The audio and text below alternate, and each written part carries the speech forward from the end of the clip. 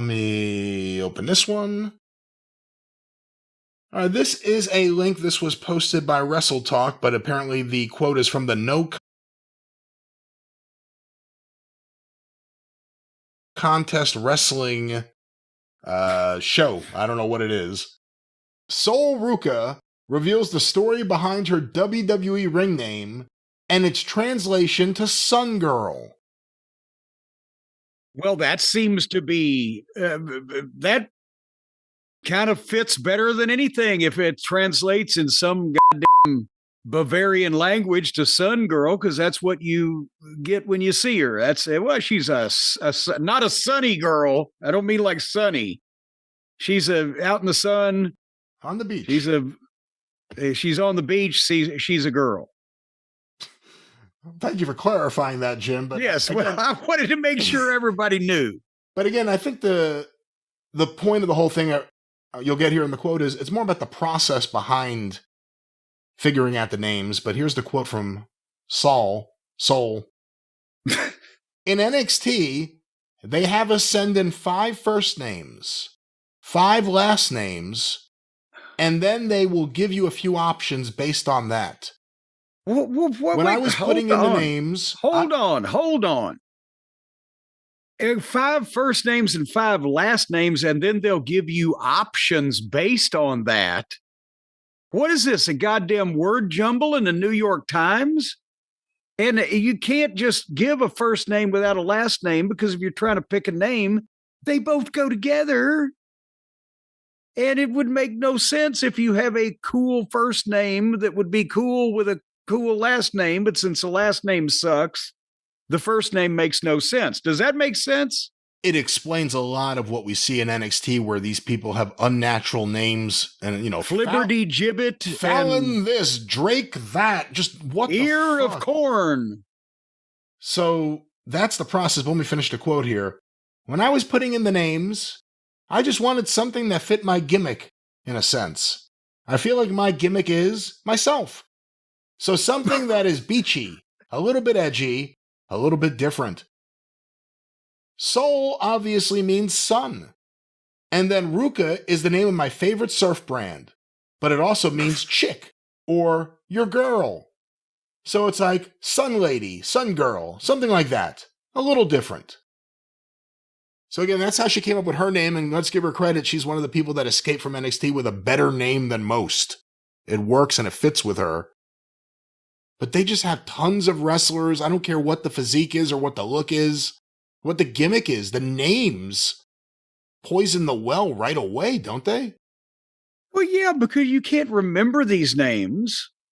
They don't have impact of a Killer Kowalski or a Gorilla Monsoon, but also they're not like John Smith, where at least they're fucking names that you can remember. They're odd words and different spellings that if you held a gun, probably to some of the people that watch NXT, if they know the talent's names, they couldn't spell it. So that just makes it's all gibberish. It's like you've dropped in and you're trying to, it's like the average American fan that don't give 2 shits or know about Lucha Libre trying to read off all of the luchadors' names that they've never seen. Like, what the fuck does this all mean?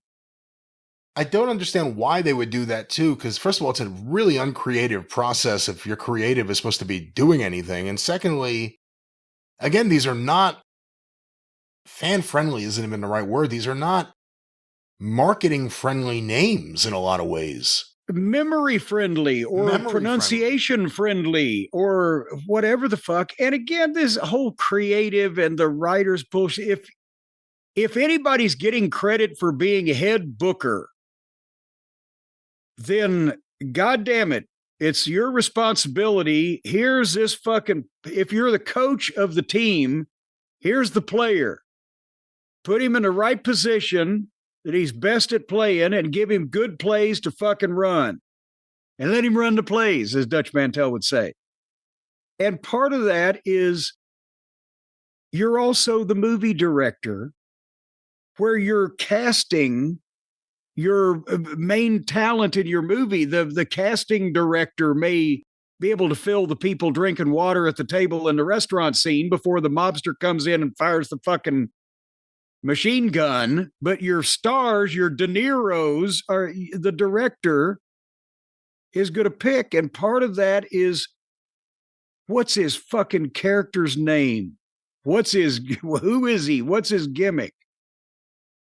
If they're leaving this to the bunch of writers to sit around and get, well, fuck you.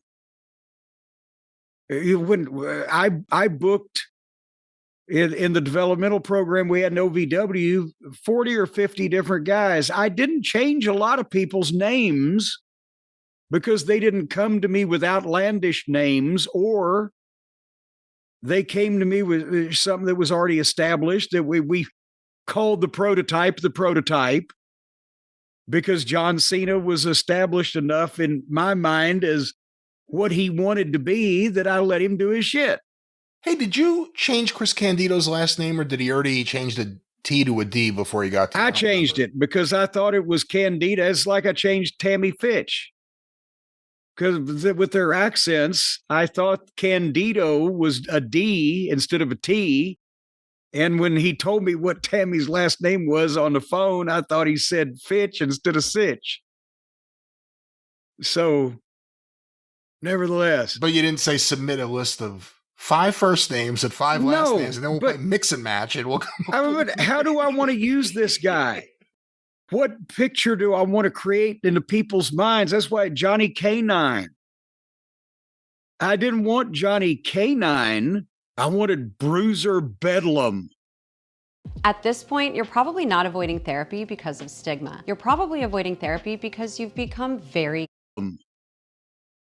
Or, you know, it goes back to the dawn of wrestling. A lot of people had unwieldy or awkward names, but they came up with names that stuck in people's heads and gave you a picture of who they were when you said Wild Bull Curry. Well, what else would you call him?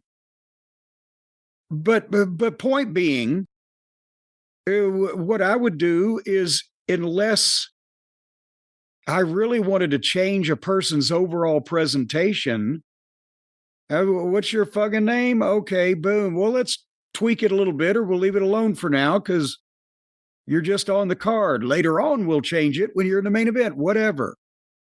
But let people be kind of who they think they are if you have got confidence that that you think they know who they are.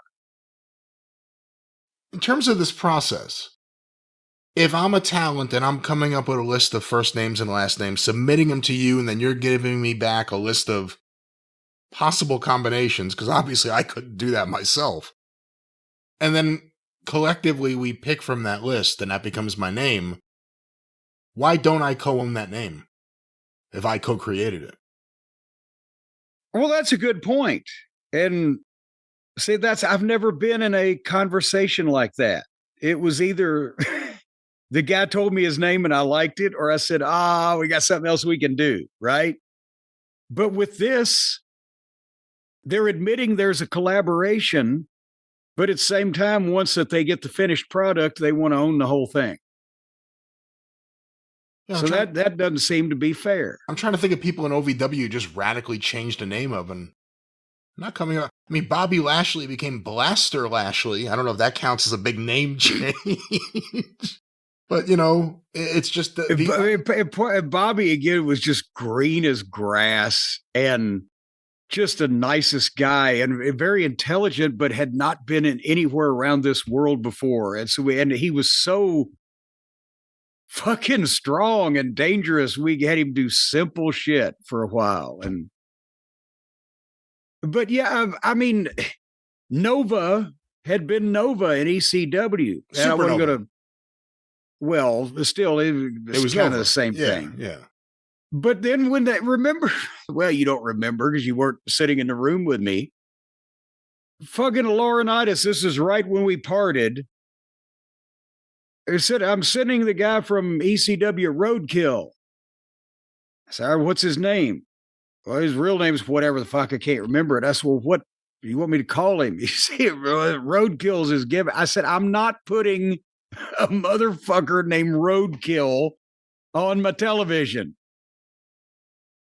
And that was only half his name. His name in ECW was Amish Roadkill. His gimmick was he was Oh, Amish. Jesus Christ. Well, I would have had to change him to Shaker Roadkill down here because I don't think anybody would have known what the fucking Amish people were. But anyway, yeah, the names are very important, Brian. Names. There are so many names running through my head. I think that's one of the reasons I don't like NXT so much, even though we hear from people that always say that we don't give it a fair shot. Nobody feels authentic, and it starts with the names of people, and then it's the behavior and the way people act.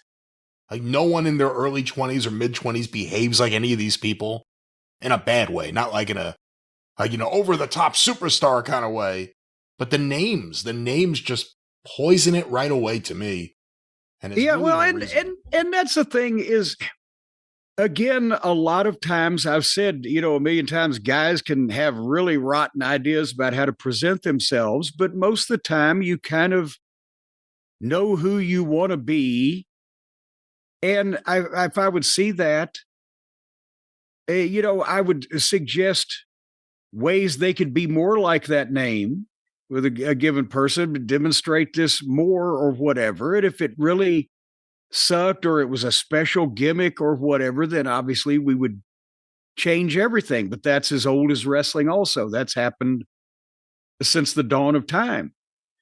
But to just change people's name and, whatever, just to just be a generic fucking odd name for no reason that brings up no connotation into people's minds, I don't understand that, is all I'm saying. Jim, to come full circle, does the name Sol Ruca pass your name test? It's different and it fits her, and I'm not going to poop on it. There's a cloud in my head, a lump in my throat. It's different and it fits her, and I'm not going to poop on it. All right. Well, that's hope Miss Ruca understands that's a big achievement here. Jim's not going to poop on everything about your career like he does everyone else. But, one of the things that Rob, Jim, one of the things that probably... What? No, I don't have any idea what you're trying to say to me. One of the things that probably helps Sol Ruca is listening to the right music. Whether she's on the beach or whether she's in the ring.